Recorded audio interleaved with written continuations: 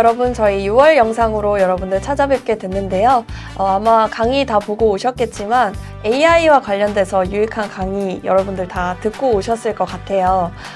여러분들 챗GPT를 이제 많이 사용하면서 이렇게 좀 AI가 내 생활과 맞닿아 있다라는 느낌을 많이 느끼실 텐데요.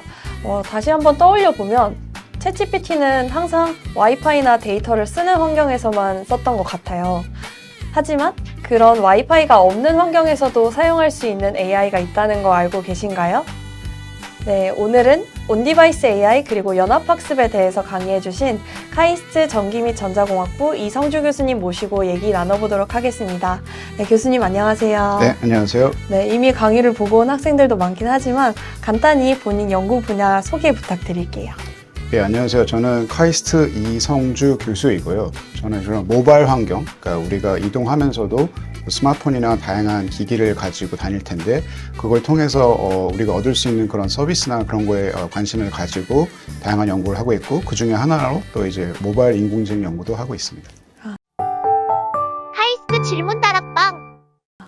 네, 교수님 강의도 제가 재밌게 들었는데 들어보니 미국에 있는 회사에서도 오랫동안 컴퓨터 공학 쪽 일을 하셨다고 들어서 네. 뭔가 뼛속부터 컴퓨터 공학자의 길을 걸으셨을 것 같은데 혹시 유년기에는 어떤 분야에 관심이 많은 학생이었나요? 사실 엉뚱하게 저는 유년기 때는 스포츠 보는 걸 되게 좋아했고요. 네. 사실 이제 진로를 앞두고 여러 고민을 했는데 그때 이제 저희 부모님이나 이제 부모님 지인께서 앞으로는 컴퓨터의 세대가 올 것이다. 그래서 이제 컴퓨터 전공을 하라고 추천을 받았고 그냥 어린 마음에 제가 순종을 했습니다. 그러면 그때도 뭔가 말씀을 듣고 시작한 분야인 것 같은데 그래도 재미가 있으셨나요? 지나고 생각해보면 다행이었던 게 물론 지금 컴퓨터 세대이기 때문에 그런 것도 있지만 제가 이제 다양한 공학들을 공부해 보니까 네. 그래도 저한테 제일 잘 맞는 약간 그런 거고 아무래도 이제 공학 기술이라는 것이 사람들한테 직접 사용되는 것이 목표인데 아무래도 컴퓨터가 최근에 많은 모든 분들이 사용을 하기 때문에 그게 직접적으로 느낄 수 있어서 또 보람을 느낄 수 있는 것 같습니다.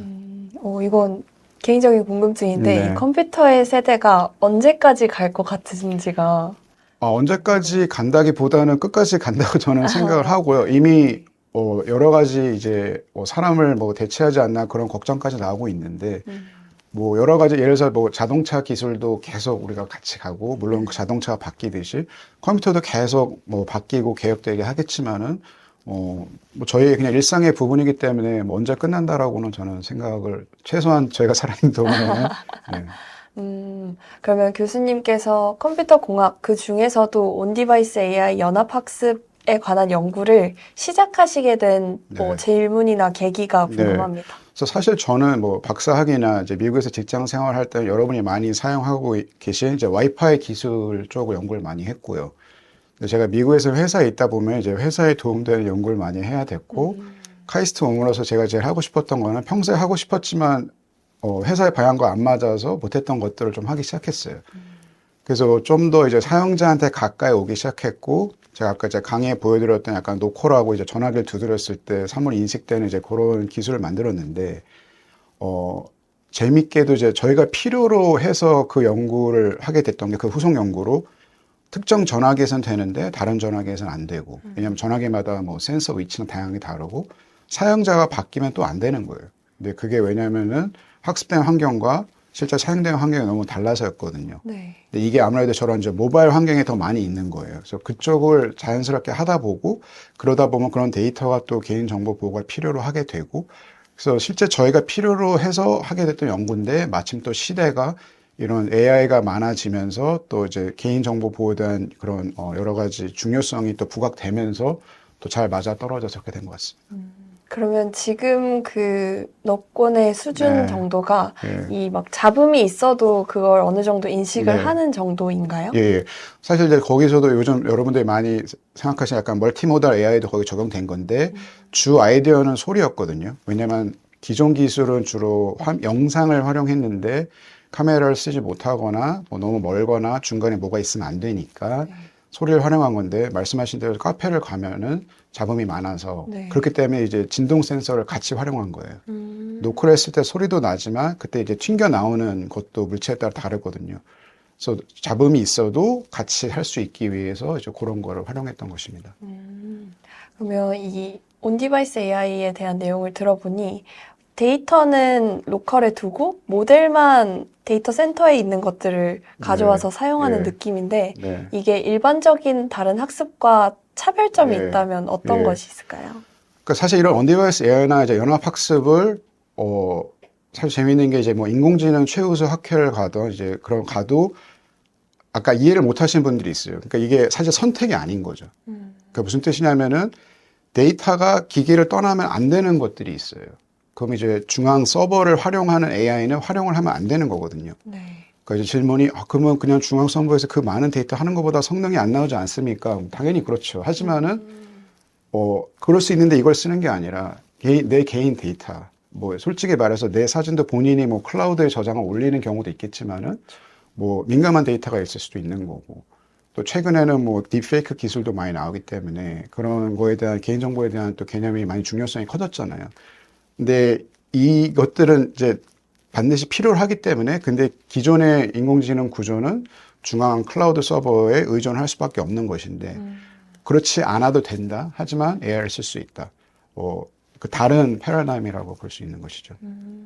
그럼 이 기술이 나온 지가 얼마 되지 않은 기술이니까 뭔가 개인정보에 대한 이슈가 좀 있는 것 같은데 이것들을 제재하는 법적 규제 같은 게 있는지 궁금합니다. 법적 규제 같은 경우는 사실 되게 나라마다도 좀 다르고요. 네. 그래서 이제 보이스피싱도 말씀을 드렸는데 이제 보이스피싱을 탐지하는 이제 몇 가지 앱들이 있었는데 이제 성공을 못했던 이유 중에 하나는 분석을 하기 위해 데이터를 중앙 서버로 가져오는 케이스들이 있었어요. 온디바이스 AI를 안 썼던 경우죠. 근데 사실 통신법을 봐도 통화 내용 같은 거는 사실 서버로 보내면 안 되고요.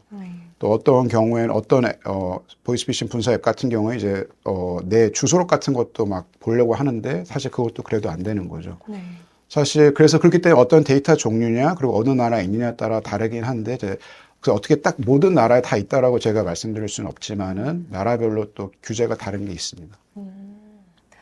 저도 뭐 휴대폰 사용하다 보면 친구들이랑 했던 이야기가 뭐 30분 뒤에 휴대폰을 봤는데 광고에 뜨고 예. 이런 경우가 많아서 좀 제 음성을 계속해서 수집하고 있나? 네. 라는 생각을 했었는데 예. 그거는 실제로 그렇게 하고 있는 건지가 예. 근데 그것도 사실은 우리가 다양한 서비스를 쓸 때 처음에 이제 깨알 같은 글씨로 네. 여러 가지가 나와 있잖아요.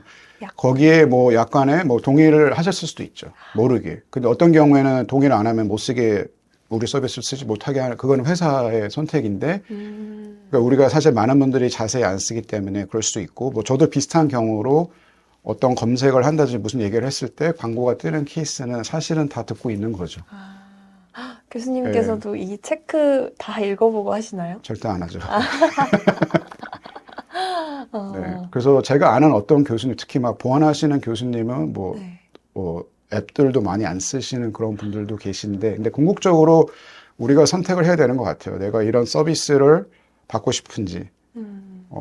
그러니까 항상 살다 보면 이제 그 트레이드오프라는 게 있잖아요. 그렇죠. 그래서 그걸 어떻게 본인이 맞추느냐를 선택을 해야 되는 거고, 뭐 최소한 어떤 우리의 선택의 조건들이 있는지는 공부를 하시면 좋겠죠.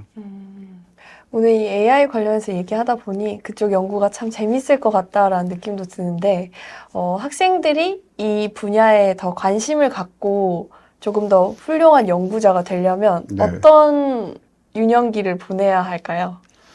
네, 상당히 어려운 질문인 게 제가 여기서 얘기를 잘못해서 학업 성적이 떨어지면은 부모님들한테 연락이 올 것 같은데, 그러니까 저는 사실 어떤 생각을 하냐면은 모든 이제 엔지니어링은 그러니까 영어로 get your hands dirty라고 그러잖아요. 손을 지저분하게 해라. 직접 해보는 게 제일 중요하다고 생각해요. 그냥 뭐 보고 그냥 듣고 하는 게 아니라 실제 구현을 해보는 거죠. 뭐 코딩이든 뭐든 해보고 만들어보고. 실제 뭐 그런 기사를 읽고 논문을 읽다 하더라도 정말 중요한 그런 디테일은 다 숨어 있거든요. 근데 그걸 직접 만져보면은 이게 왜 안 되지? 아니면은 이걸 똑같은 거를 더 잘할 수 있지 않을까? 그런 이제 노하우 같은 게 생기거든요. 그래서 저는 뭘 하든 간에 직접 만들어 봐라. 뭐 이래서 로봇가 좋으면은 로봇을 진짜 만들어 보는 거. 그거 이상으로 더 좋은 게 없다고 생각합니다. 카이스트 질문 다락방. 그러면 오늘 영상 마무리하기 전에 교수님께서 학생들에게 남기고 싶으신 말씀 부탁드릴게요.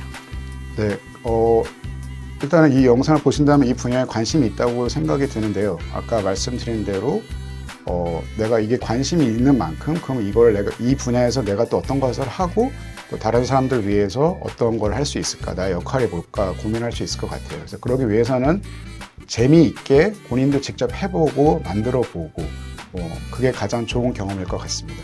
네, 이번 달 지식 다락방에서는 카이스트 전기 및 전자공학부 이성주 교수님 모시고 이야기 나눠봤는데요.